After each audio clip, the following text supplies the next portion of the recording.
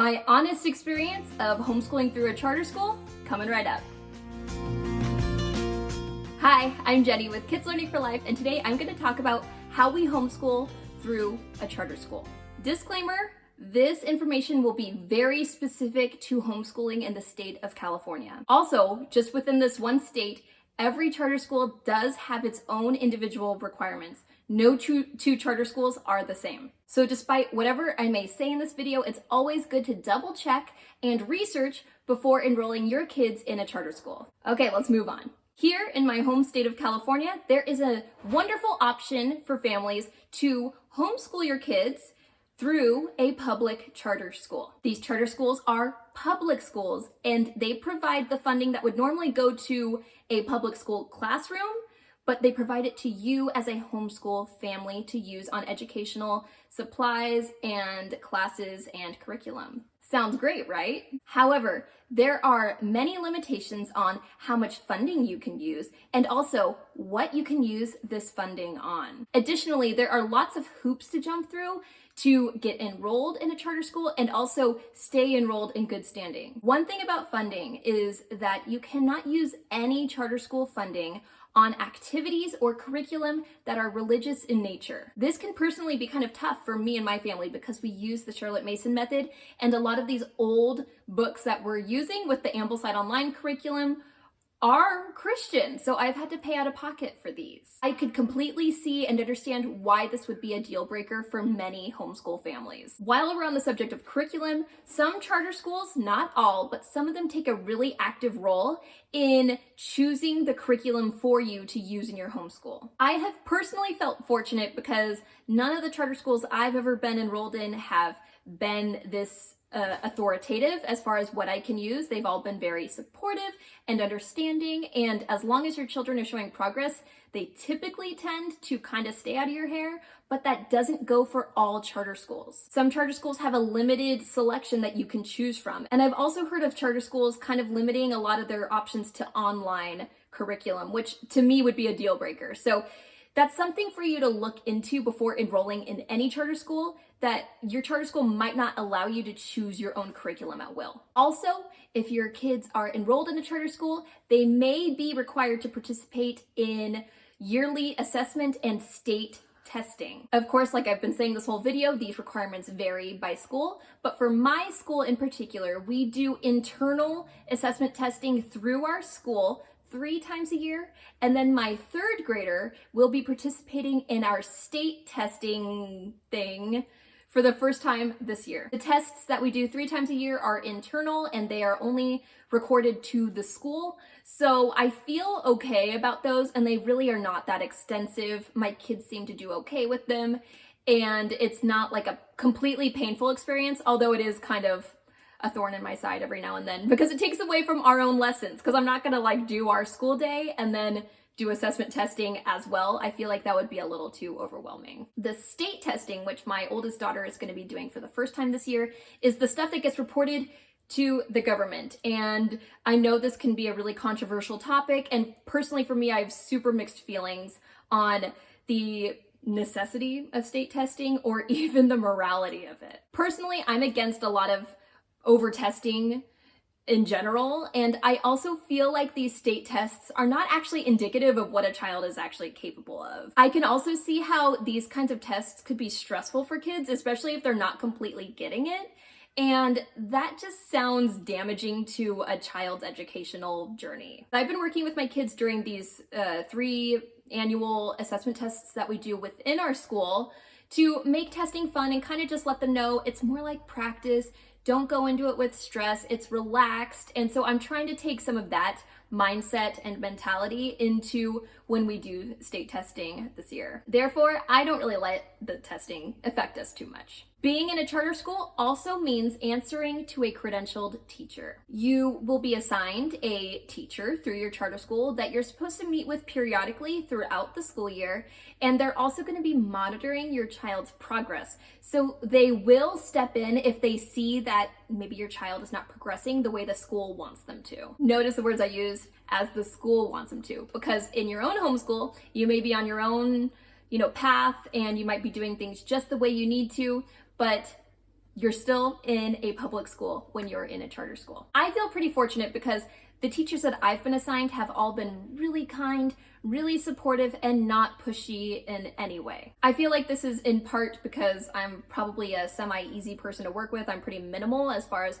what we are ordering and what we are doing, but also I feel like we are kind of checking off the boxes naturally, so they don't really need to intrude into our lives like they may have to do with other families. If you as a homeschooling family enjoy less structure and do not want to answer to anyone, which I totally understand and I can relate to that, then a charter school is probably not the right fit for you. At the end of the day, a charter school is a public school. So the rules that apply to public schools will apply to charter schools. And one example of this is mask requirements for in-person classes and activities. So it's just something to keep in mind. Always, I know a charter school feels like just you're doing your own thing, but it is a public school. I cannot stress this enough. So please keep that in mind when researching charter schools. Okay, so I think I've covered most of the main components of being enrolled in a charter school, and these were kind of the main things going through my head when I was debating whether or not we should even enroll in a charter school. I'm naturally kind of,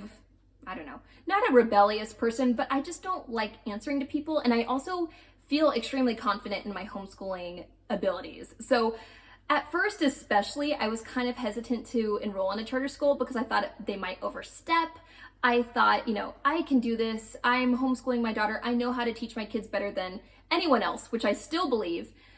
So I was really apprehensive at first to even enroll, even back when my oldest daughter was in kindergarten. We ultimately did decide to enroll in a charter school, mostly because the funding is super helpful and my kids have been able to do all sorts of things that they probably wouldn't have been able to do if they weren't in a charter school, because we simply just didn't have the money in our budget to afford them. And honestly, that's who I would most recommend to enroll in a charter school, is people that could really benefit from the funding and support of a charter school. If you can afford your curriculum and your classes without a problem, and if you feel very confident in your homeschool abilities, then I don't think a charter school would really be a good fit for you, nor would it even really be necessary. And again, I've been lucky with my charter school teachers, but not everyone has that experience, and you always need to check and make sure you know exactly what your charter school's policies are before enrolling anywhere, and especially checking in with whichever teacher is assigned to you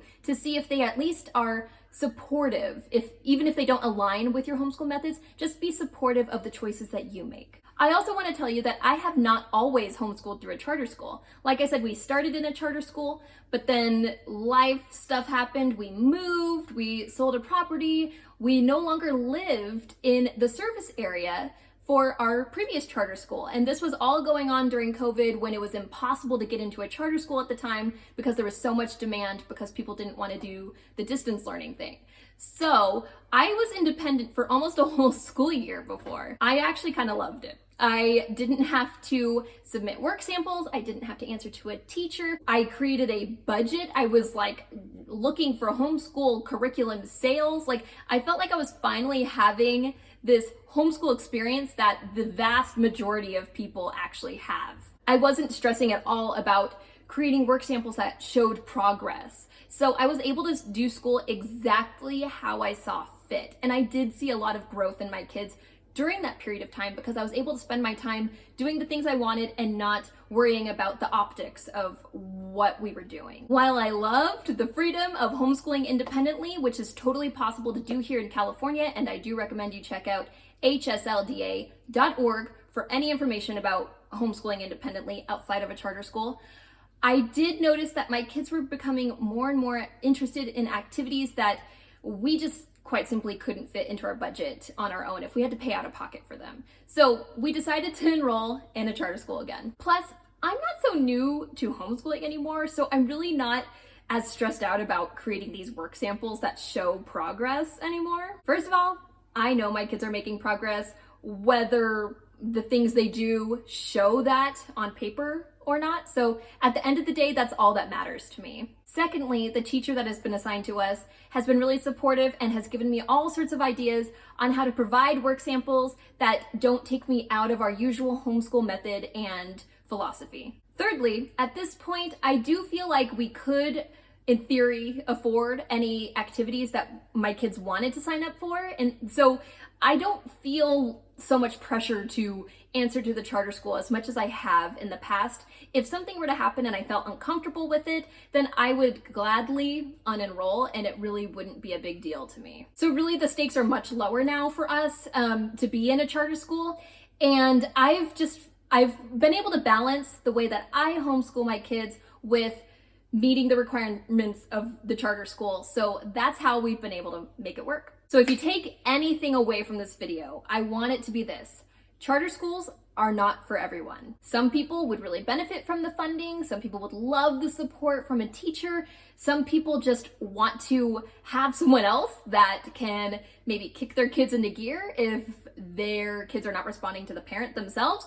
I totally understand all of that, but also I could see how charter schools could be detrimental to certain ways of life and certain ways of teaching in a home setting. So these are just all things that you need to consider before even enrolling. Admittedly, having my kids enrolled in a charter school is something I still wrestle with. My oldest, like I said, will be required to participate in state assessment testing for the first time this year, and this is something I am kind of completely against. And so that's something that I've had to really think about. I have to weigh the options. Do I want my child to participate in this government state testing? Or do I want to be completely independent but have to pay out of pocket for everything? It's just, there's a lot to weigh there, and there's no judgment here because I completely understand why the funding would be so crucial to families, especially at this point with the rising cost of everything. It all comes down to discernment. You have to discern whether or not being enrolled in a charter school is the right fit for you. At this point in our lives, it seems to be working out just fine. But I'm also not afraid to express concern if there's something coming up in the charter school that I am just not a fan of, or even unenroll my kids for next year if I ever felt any sort of judgment or, I don't know, overstepping by the charter school. To hear more examples of differences between homeschooling independently and homeschooling through a charter school here in California, I'll link to a video Stacey and I did together right over here about charter versus independent. See you next time, and happy homeschooling.